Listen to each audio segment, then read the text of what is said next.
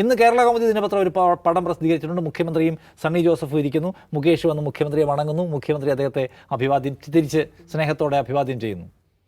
ഈ പടത്തിനൊരു പ്രാധാന്യമുണ്ട്. കാരണം എന്താ വെച്ചാൽ ഇപ്പോൾ വലിയ സമരം നടക്കുന്ന ഘട്ടത്തിൽ കുറ്റപത്രം സമർപ്പിക്കപ്പെട്ട സ്ത്രീപീഡന പരാതിയിൽ കുറ്റപത്രം സമർപ്പിക്കപ്പെട്ട ഒരാൾ മുഖ്യമന്ത്രിയുടെ മുന്നണിക്കകത്ത് MLA ആയിട്ട് ഇപ്പോഴും തുടരുന്നു. ഗുരുതരമായ ആരോപണം നേരിട്ടയാൾ ക്യാബിനറ്റിനകത്ത് ഇപ്പോഴും ഇരിക്കുന്നു. പിന്നെയും അദ്ദേഹത്തെ പോയതിനു ശേഷം രണ്ടാമതും മന്ത്രിയാക്കി കൊണ്ടുവരുന്ന നമ്മൾ കണ്ടതാണ്.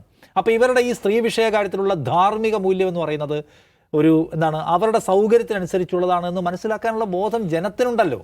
നമ്മൾ ജനത്തെ എപ്പോഴും ഞങ്ങൾക്ക് ഇഷ്ടപോലെ മാനിപ്പുലേറ്റ് ചെയ്ത് കളയാം എന്ന് ധാരണ പാടില്ല. ജനത്തിന് അതിനെക്കുറിച്ച് അറിയാം. അതുകൊണ്ട് എന്ത് നിങ്ങൾ നിർത്തേണ്ടിടത്ത് നിർത്തണം, എവിടേക്ക് നിങ്ങളത് എക്സീഡ് ചെയ്യണം, എങ്ങോട്ടേക്ക് അതിൻ്റെ എക്സ്റ്റൻഷൻ കൊണ്ടുപോകണം എന്ന കാര്യത്തിൽ ജനത്തിനും ചില തീർപ്പുകളുണ്ട്. അതിനപ്പുറത്തേക്ക് നിങ്ങൾ ഒറ്റയ്ക്ക് പോകാൻ ശ്രമിച്ചാൽ വെടി യൂട്ടേൺ വരും. അത് നെറുകയിൽ കൊള്ളുന്നതാണ്. കാരണം അതായത് അവസാനിപ്പിക്കേണ്ടിടത്ത് ജനത്തിന് അതിനെക്കുറിച്ച് ധാരണ, അല്ലെങ്കിൽ നിങ്ങൾ വളരെ സ്പഷ്ടമായിട്ടുള്ള ധാർമ്മിക നിലപാടുള്ളവരാണ്, നിങ്ങൾ അതിൻ്റെ അറ്റം കണ്ടേ അടങ്ങുന്നതാണെങ്കിൽ നിങ്ങൾ ആദ്യം അറ്റം കാണേണ്ട കുറേ കേസുകളുണ്ട്. നിങ്ങൾക്ക് ഒരു സമരവും ചെയ്യാതെ പരിഹരിക്കാൻ കഴിയും. പി ശശിയുടെ കേസിൽ സമരമൊന്നും വേണ്ടല്ലോ, നിങ്ങൾ അങ്ങ് പൊളിറ്റിക്കൽ ഡിസിഷൻ എടുത്താൽ മതി. മുകേഷിൻ്റെ കാര്യത്തിൽ സമരം വേണ്ടല്ലോ, ഡിസിഷൻ എടുത്താൽ മതി. വനം മന്ത്രിയുടെ കാര്യത്തിൽ സമരം വേണ്ടല്ലോ, ഡിസിഷൻ എടുത്താൽ മതി. അതിലൊക്കെ സ്വയമേവ ഡിസിഷൻ എടുക്കാൻ കഴിയുമായിരുന്ന ഒരു സംഘം അതെടുക്കാതെ ഷാഫിയെ തീരുമാനമാക്കാൻ നടക്കുന്നതിന് പിന്നിൽ ഷാഫിയോടുള്ള സ്ഥാപിത വിരോധം, വൈര്യനിര്യാതന ബുദ്ധി അതാണ് എന്ന് ജനത്തിന് മനസ്സിലാവുന്നുണ്ട്. അത് ടീച്ചറെ തോൽപ്പിച്ചിട്ടുള്ള രോഷമാണ് സ്വാഭാവികം. കാരണം നമ്മൾ കണ്ടാണ് കഴിഞ്ഞ തെരഞ്ഞെടുപ്പിൽ ഏറ്റവും വലിയ ഹീറ്റഡ് പോരാട്ടം നടന്നത് വടകരയിലാണ്. അവിടെ ആര് ജയിക്കുമെന്നതിനെക്കുറിച്ചുള്ള തർക്കവിതർക്കങ്ങളാൽ മുഖരിതമായിരുന്നു തെരഞ്ഞെടുപ്പ് രംഗം. പക്ഷേ ഫൈനലി ഇദ്ദേഹം ജയിച്ചത് 1,30,000 വോട്ടിനാണെന്ന് ഞാൻ മനസ്സിലാക്കുന്നത്. അപ്പോൾ അത്രയും വലിയ തോൽവി ഉണ്ടാക്കിയതിൻ്റെ ആഘാതം അവരെ വിട്ടുപോയില്ല. ചിലപ്പോൾ ടീച്ചർ മറന്നു കാണും കേട്ടോ.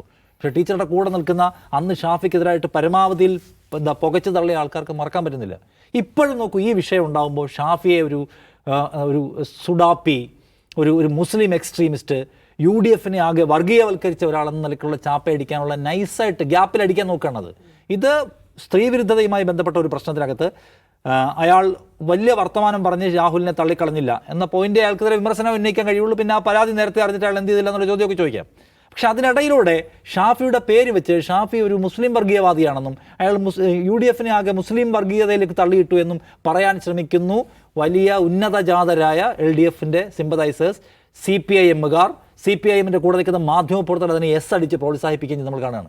അപ്പോൾ ഇതിൻ്റെ ഉള്ളിൽ പ്രവർത്തിക്കുന്ന അത് മനസ്സിലാക്കാൻ ജനങ്ങൾക്ക് പറ്റുമല്ലോ. എന്തിൻ്റെ പേരിലൊക്കെയാണ് ഒരു ലീഡറെ ആക്രമിക്കുന്നത്, അതിൻ്റെ ഉള്ളിൽ പ്രവർത്തിക്കുന്ന താല്പര്യങ്ങൾ എന്തൊക്കെയാണ്, അതിനുള്ളിൽ പ്രവർത്തിക്കുന്ന ഇരട്ടത്താപ്പ് എന്താണ്, രാഷ്ട്രീയ താല്പര്യം എന്താണ്, വംശീയ താല്പര്യം എന്താണ്, ഇതൊക്കെ മനസ്സിലാക്കാൻ ജനത്തിന് നല്ല ധാരണയുണ്ട്. നല്ല ബോധ്യമുള്ള മനുഷ്യരല്ലേ രാഷ്ട്രീയം കാണുന്നതും ഷാഫിയെ കേൾക്കുന്നതും നമ്മൾ ഈ പറഞ്ഞുകൊണ്ടിരിക്കുന്നത് കേൾക്കുന്നതും എല്ലാം നല്ല രാഷ്ട്രീയ ധാരണയുള്ള മനുഷ്യനാണല്ലോ. അതുകൊണ്ട് ആളുകളെ അങ്ങനെ മറിച്ച് കളയാം അവരുടെ കാഴ്ച എന്ന് വിചാരിക്കുന്നത്തെ പ്രശ്നമാണെന്ന് ഞാൻ പറയും.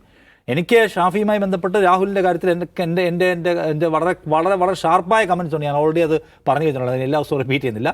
പക്ഷേ അതിനകത്ത് നിങ്ങൾ ഒരു വശത്ത് മാത്രമായി ധാർമ്മികതയും നീതിയും പഠിപ്പിച്ച് കളയുമെന്ന് പറഞ്ഞ് തീരുമാനിച്ചിറങ്ങിയാൽ നിങ്ങൾ ബുദ്ധിമുട്ടി പോകും. അത് മനസ്സിലാവുന്നുണ്ട് അവർക്ക്. അതുകൊണ്ടാണ് അവർ സ്റ്റോപ്പ് ചെയ്തിട്ടുള്ളത്. നിർത്തിയല്ലോ.